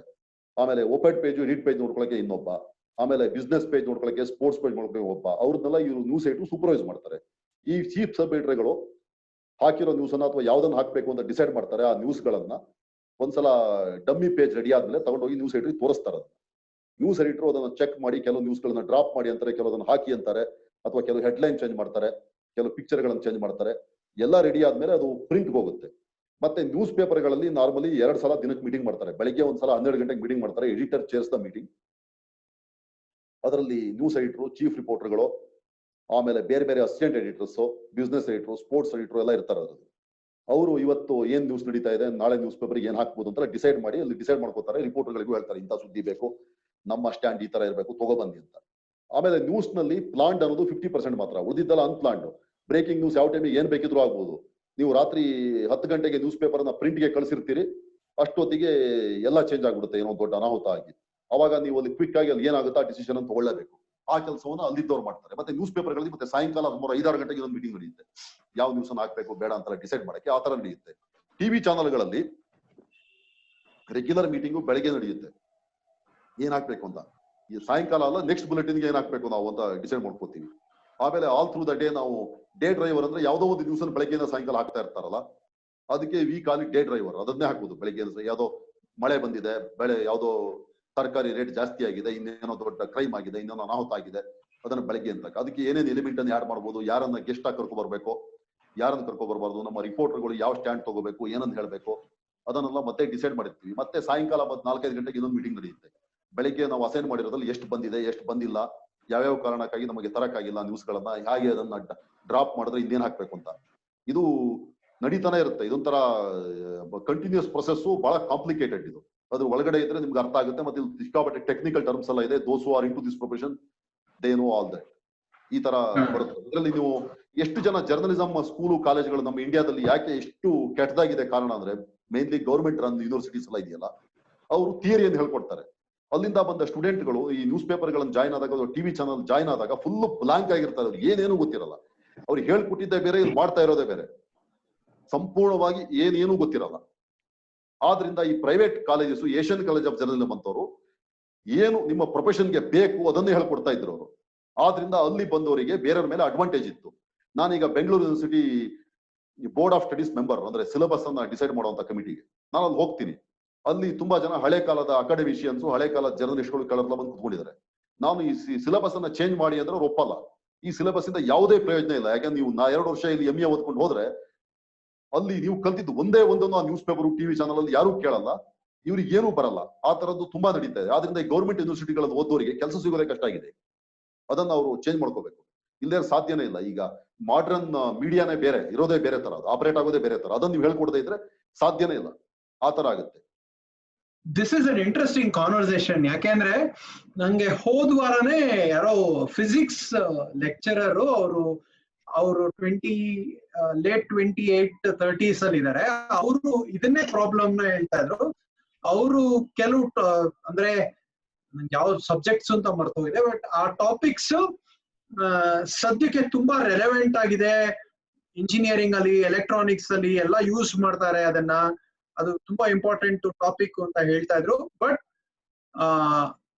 ಅದ್ರ ಆ ಟಾಪಿಕ್ ಮೇಲಿರೋ ಕವರೇಜಸ್ ನ ಕಂಟಿನ್ಯೂಸ್ ಆಗಿ ಕಟ್ ಮಾಡ್ತಾ ಇದ್ದಾರೆ ಸೀನಿಯರ್ ಲೆಕ್ಚರರ್ಸ್. ಯಾಕೆಂದ್ರೆ ಸೀನಿಯರ್ ಲೆಕ್ಚರರ್ಸ್ಗೆ ಆ ಸಬ್ಜೆಕ್ಟ್ ಅವ್ರು ಓದ್ತಾ ಇರ್ಬೇಕಾದ್ರೆ ತುಂಬಾ ಇನಿಷಿಯಲ್ ಸ್ಟೇಜಸ್ ಅಲ್ಲಿ ಇತ್ತು ಸಬ್ಜೆಕ್ಟ್, ಅದು ಇಂಪಾರ್ಟೆಂಟೇ ಆಗಿರ್ಲಿಲ್ಲ. ಇವಾಗ ಎಲ್ಲ ಫೀಲ್ಡ್ ಅಲ್ಲೂ ಆ ಪಾರ್ಟ್ ನ ಯೂಸ್ ಮಾಡ್ತಾ ಇದ್ದಾರೆ. But the adult, the older senior lecturers are not ready to accept it. They're not ready to learn new things, and hence teachers, students ಗೆ ತುಂಬಾ ಅನ್ಯಾಯ ಆಗ್ತಾ ಇದೆ ಅಂತ ಅವರು they are making a comment. So I think this is a problem that happens in all fields. ನೀವ್ ಹೇಳ್ತಾ ಇದ್ರಲ್ಲ ಆ ವಿಷಯ, ಇನ್ನೊಂದು ನಮ್ಮ ಜರ್ನಲಿಸಂ ನಲ್ಲಿ ನನ್ನ ಆರ್ಗ್ಯುಮೆಂಟ್ ಅದೇನೆ ಇವ್ರ ಜೊತೆ. ಈ ನ್ಯೂಸ್ ಪೇಪರ್ಗಳಲ್ಲಿ ಹಳೆ ಕಾಲದಲ್ಲಿ ಏನ್ ಮಾಡ್ತಾ ಇದ್ರು ಅಂದ್ರೆ, ಯಾರೋ ನ್ಯೂಸ್ ಪೇಪರ್ಗಳ ಜರ್ನಲಿಸ್ಟ್ಗಳ ಕೆಲಸ ಬರೆಯೋದಷ್ಟೇ, ಇನ್ನೇನು ಕೆಲಸ ಇಲ್ಲ ಅವ್ರಿಗೆ, ಏನು ಬರ್ತಾ ಇರಲಿಲ್ಲ. ಅದು 50-60 ಇಸ್ವಿ ಸಿಲೆಬಸ್, ಇವತ್ತು ಅದನ್ನೇ ಇಟ್ಕೊಂಡಿದ್ದಾನೆ. ಈಗ ನೀವು ಮಲ್ಟಿ ಟಾಸ್ಕಿಂಗ್ ಮಾಡ್ಬೇಕು. ಒಬ್ಬ ಹಳೆ ಕಾಲದಲ್ಲಿ ಒಬ್ಬ ಬರ್ಕೊಟ್ಟಿದ್ದಾನೆ, ಇನ್ನೊಬ್ಬ ಟೈಪ್ ಸೆಟ್ ಮಾಡೋನು. ಮೊದಲೆಲ್ಲ ಈ ಮೊಳೆ ಜೋಡಿಸ್ತಾ ಇದ್ರು, ಆಮೇಲೆ DDP ಆಪರೇಟರ್ ಅಂತ ಬಂದ್ರು, ಟೈಪ್ ಮಾಡೋರು ಕುತ್ಕೊಂಡು. ಅವ್ರು ಟೈಪ್ ಮಾಡಿದ್ದನ್ನ ಆಮೇಲೆ ಈಗಿನ ತರ ಡಿಜಿಟಲ್ ಪ್ರಿಂಟಿಂಗ್ ಎಲ್ಲ ಬಂದಿರ್ಲಿಲ್ಲ. ಅವಾಗ ಏನ್ ಮಾಡ್ತಾ ಇದ್ರು, ನೀವು ಟೈಪ್ ಮಾಡಿದ್ದನ್ನೆಲ್ಲ ಈ ಪೇಜ್ ಮಾಡೋದು ಅಂತ ಇತ್ತು. ಒಬ್ಬ ಪೇಜ್ ಮೇಕರ್ ಅಂತ ಒಬ್ಬ ಇರ್ತಾ ಇದ್ದ. ಅವನು ಅದನ್ನೆಲ್ಲ ಹಾಟ್ ಮೆಟ್ಲ್ ಹಾಕಿ ಸ್ಟಿಕ್ ಮಾಡ್ಬೇಕಾಗಿತ್ತು, ಸೀಲ್ ತರ. ಅದನ್ನ ಅವನು ಪೇಜ್ ಮೇಕರ್ ಕೂತ್ಕೊಂಡು ಅದನ್ನೆಲ್ಲ ಮಾಡ್ತಾ ಇದ್ದ ಕೂತ್ಕೊಂಡು. ಅದನ್ನ ಪ್ರಿಂಟಿಂಗ್ ಮಷಿನ್ ತಗೊಂಡೋಗಿ ಮಾಡೋರು. ಅದಕ್ಕಾಗಿ ಒಂಥರ ಗಲೀಜಾಗಿ ಪ್ರಿಂಟ್ ಎಲ್ಲ ಬಂದಿರೋದು. ಅವಾಗ ಸ್ವಲ್ಪ ಇಂಕ್ ಜಾಸ್ತಿ ಆಗ್ಬಿಟ್ರೆ ಅರ್ಧ ನ್ಯೂಸ್ ಪೇಪರ್ ಇಂಕ್ ಆಗಿರೋದು, ಕೆಲವು ಅಕ್ಷರಗಳು ವಿಕಾರ ಆಗಿರೋದು, ಈ ತರ ಎಲ್ಲ ಬರ್ತಾ ಇತ್ತು. ಆ ಕೆಲಸಗಳನ್ನ ಮಾಡ್ಲಿಕ್ಕೆ ತುಂಬಾ ಜನ ಇರ್ತಾ ಇದ್ರು. ಈ ಬರ್ದಿದ್ದನ್ನ ಪ್ರೂಫ್ ರೀಡರ್ ಅಂತ ಒಬ್ಬ ಇರ್ತಾ ಇದ್ದ, ಚೆಕ್ ಮಾಡ್ಲಿಕ್ಕೆ ಕೂತ್ಕೊಂಡು. ಈ ತರದೆಲ್ಲ ತುಂಬಾ ಜನಗಳಿದ್ರು. ಈಗ ಏನಾಗ್ಬಿಟ್ಟಿದೆ ಅಂದ್ರೆ, ಲಾಸ್ಟ್ ಒಂದು 20-30 ಇಯರ್ಸ್ ಅಲ್ಲಿ ಕಂಪ್ಯೂಟರ್ ಬಂತು. ಕಂಪ್ಯೂಟರ್ ಬಂದ ಮೇಲೆ ಸಬ್ ಎಡಿಟರು ಅವರೇ, DDP ಆಪರೇಟರು ಅವರೇ, ಪೇಜ್ ಮೇಕರು ಅವರೇ, ಪ್ರೂಫ್ ರೀಡರ್, ಎಲ್ಲಾ ಕೆಲಸನೂ ಅವರೇ ಮಾಡ್ಬೇಕು ಕುತ್ಕೊಂಡು. ಆಮೇಲೆ ಈಗ ಪೇಜ್ ಮಾಡ್ಲಿಕ್ಕೆ ಬೇರೆ ಬೇರೆ ಸಿಸ್ಟಮ್ ಇದೆ. ಕ್ವಾರ್ಕ್ ಎಕ್ಸ್ಪ್ರೆಸ್ ಅಂತ ಒಂದಿದೆ, ಬಹಳ ಒಳ್ಳೆ ಸಿಸ್ಟಮ್, ಅದು ತುಂಬಾ ಅಡ್ವಾನ್ಸ್ಡ್. ಅದನ್ನೆಲ್ಲ ಕಲ್ತ್ಕೊಂಡಿರ್ಬೇಕು. ಅದನ್ನೆಲ್ಲ ಯಾರು ಹೇಳ್ಕೊಡಲ್ಲ ಈ ಗೌರ್ಮೆಂಟ್ ಯೂನಿವರ್ಸಿಟಿಗಳಲ್ಲಿ. ಇವ್ರು ಬರ್ತಾರೆ ಅಂದ್ರೆ ಯಾವ್ದೋ ಈ ಫುಲ್ ಸ್ಕೇಪ್ ಶೀಟ್ ಅಲ್ಲಿ ನಾವು ಕುತ್ಕೊಂಡು ಬರೆಯೋದು ನಮ್ ಕೆಲಸ ಅಂತ ತಿಳ್ಕೊಂಡು ಬಂದಿರ್ತಾರೆ. ಇಲ್ಲಿ ಬಂದ್ ಕೂಡಲೇ ಹೇಳ್ತಾರೆ ಕಂಪ್ಯೂಟರ್ ತೋರಿಸಿ ಕುತ್ಕೊಂಡು ಇಲ್ಲಿ ಪೇಜ್ ಮಾಡೋ, ಇಲ್ಲಿ ಕೂರಿಸ್ಬಿಡ್ತಾರೆ ಕರ್ಕೊಂಡೋಗಿ. ಇವರಿಗೆ ತಲೆ ಬಿಡ ಗೊತ್ತಾಗಲ್ಲ, ಇವ್ರು ಗಾಬರಿ ಆಗ್ಬಿಡ್ತಾರೆ. ಆದ್ರಿಂದ ಈ ಸರ್ಕಾರಿ ಯೂನಿವರ್ಸಿಟಿಗಳಲ್ಲಿ ಈಗ ಹೊಸ ಲ್ಯಾಬ್ ಎಲ್ಲ ಬಂದಿದೆ, ತುಂಬಾ ಚೆನ್ನಾಗಿರೋ ಲ್ಯಾಬ್ ಇದೆ. ಈ ಬೆಂಗಳೂರು ಯೂನಿವರ್ಸಿಟಿಗೆ ಹೋದ್ರೆ ನೀವು, ನಾನು ಇದರಲ್ಲಿ ನಮ್ಮ ಸೆಂಟ್ರಲ್ ಕಾಲೇಜ್ ಕ್ಯಾಂಪಸ್ ಅಲ್ಲಿ ಯಾವುದೇ ಪ್ರೈವೇಟ್ ಯೂನಿವರ್ಸಿಟಿ ಇಲ್ಲದಷ್ಟು ಒಳ್ಳೆ ಮೀಡಿಯಾ ಲ್ಯಾಬ್ ಇದೆ ಅವ್ರ ಹತ್ರ, ವರ್ತ್ ಸೆವೆರಲ್ ಕ್ರೋರ್ಸ್. ಹೇಳ್ಕೊಡ್ಲಿಕ್ಕೆ ಯಾರು ಇಲ್ಲ ಅಲ್ಲಿ. ಸುಮ್ಮನೆ ಈ ಶೋಕೇಸ್ ಅಲ್ಲಿ ಇಟ್ಟಂಗೆ ಇಟ್ಟಿದ್ದಾರೆ ಅದನ್ನೆಲ್ಲ ತಗೊಂಡೋಗಿ. ಕೋಟ್ಯಂತರ ರೂಪಾಯಿ ಕಂಪ್ಯೂಟರ್ಸ್ ಇದೆ ಅವ್ರ ಹತ್ರ, ಇವನ್ ಪ್ರಿಂಟಿಂಗ್ ಮಷಿನ್ ಇದೆ ಅವ್ರ ಹತ್ರ ಲ್ಯಾಬ್ ಜರ್ನಲ್ ಮಾಡ್ಲಿಕ್ಕೆ. ಅದ್ಯಾವ್ದನ್ನು ಚೇಂಜ್ ಮಾಡದೇ ಇದ್ರೆ ಏನು ಪ್ರಯೋಜನ ಆಗಲ್ಲ. ನೀವ್ ಹೇಳೋದಲ್ಲ, ಬೇರೆ ಫೀಲ್ಡ್ ಅಲ್ಲೂ ಹಾಗೆ ಇದೆ. ನನಗೆ ಇಂಜಿನಿಯರಿಂಗ್ ಗೊತ್ತಿಲ್ಲ, ನೀವೆಲ್ಲ ಅದೇ ಬ್ಯಾಕ್ ಗ್ರೌಂಡ್ ಇಂದ ಬಂದಿರೋರು. ನಾನು ತುಂಬಾ ಜನ ಈ IT ಕಂಪ್ನಿಗಳು ಅಥವಾ ಬೇರೆ ಬೇರೆ ಕಂಪ್ನಿಗಳು, ಫಾರಿನ್ ಕಂಪ್ನಿಗಳ CEOs ಅವ್ರ ಹತ್ರ ಎಲ್ಲ ಮಾತಾಡ್ತಿದ್ದಾಗ ಅವ್ರು ಹೇಳೋದೇನು ಅಂದ್ರೆ 90% ಸ್ಟೂಡೆಂಟ್ಸ್ಗೆಲ್ಲ ಏನೂ ಬರಲ್ಲ, ಅವ್ರು ಕಾಲೇಜಲ್ಲಿ ಹೇಳ್ಕೊಡ್ತಾರೆ, ಅದರಿಂದ ನಮ್ಗೆ ಏನೂ ಪ್ರಯೋಜನ ಇಲ್ಲ. ನಾವು ಮಾಡೋ ಪ್ರಾಡಕ್ಟ್ಗಳೇ ಬೇರೆ, ನಾವು ಮಾಡೋ ಪ್ರಾಡಕ್ಟ್ಗಳಿಗೂ ಇವರಿಗೂ ಏನೇನೂ ಸಂಬಂಧ ಇಲ್ಲ. ಇವ್ರನ್ನೆಲ್ಲ ನಾವು ಹೈರ್ ಮಾಡಿದ್ರೆ ನಾವು ಮತ್ತೆ ರೀಎಜುಕೇಟ್ ಮಾಡ್ಬೇಕು ಅಂತ ಹೇಳ್ತಾರೆ. ಅದು ನಿಮಗೆ ಚೆನ್ನಾಗಿ ಗೊತ್ತಿರುತ್ತೆ. I think you may comment on that. ಹೌದು, ಅದು ನಿಜ ಆಕ್ಚುಲಿ. ಯಾಕಂದ್ರೆ ಅವ್ರು ಆಲ್ರೆಡಿ ಟ್ರೈನ್ಡ್ ಆಗಿ ಬಂದಿದ್ರೆ get on with their job. But ಅವ್ರ ಕೆಲ್ಸಕ್ಕೆ ಜಾಯ್ನ್ ಆದ್ಮೇಲೆ ನಾವು ಮತ್ತೆ 3 ತಿಂಗಳು 6 ತಿಂಗಳು ಟ್ರೈನ್ ಮಾಡಿ ಆಮೇಲೆ ಅವರು they will be actually productive. So ಒಂಥರ the employability of the students ಅನ್ನೋದೇ ಒಂದು ಟಾಪಿಕ್ ಆಗಿರ್ಬೇಕು. ಅಂದ್ರೆ there is something wrong with the problem. ಏನಾಗುತ್ತೆ ಅಂದ್ರೆ ಸಿಸ್ಟಮ್ ತುಂಬಾ ಬೇಗ ಅಪ್ಗ್ರೇಡ್ ಆಗ್ತಿರುತ್ತೆ, ಬಟ್ ಅದು ಅಷ್ಟೇ ವಾಪಸ್ ಹೋಗಿ ಸಿಲೆಬಸ್ ಅಪ್ಡೇಟ್ ಆಗೋ ಪ್ರೊಸೆಸ್ ಆಗಲ್ಲ. ಸೊ ಅದು 20 years ಮುಂಚೆನೂ ಅದೇ ಪ್ರಾಬ್ಲಮ್ ಇತ್ತು. ಇವಾಗ ಇನ್ನೂ ಬೇಗ ಟೆಕ್ನಾಲಜಿ ಆಗ್ತಿರೋದ್ರಿಂದ ಅದಿನ್ನೂ ಲ್ಯಾಗ್ ಜಾಸ್ತಿ ಆಗ್ತಾ ಹೋಗುತ್ತೆ. ಉಳಿದ ಭಾಗ ಮುಂದಿನ ವಾರದ ಸಂಚಿಕೆಯಲ್ಲಿ.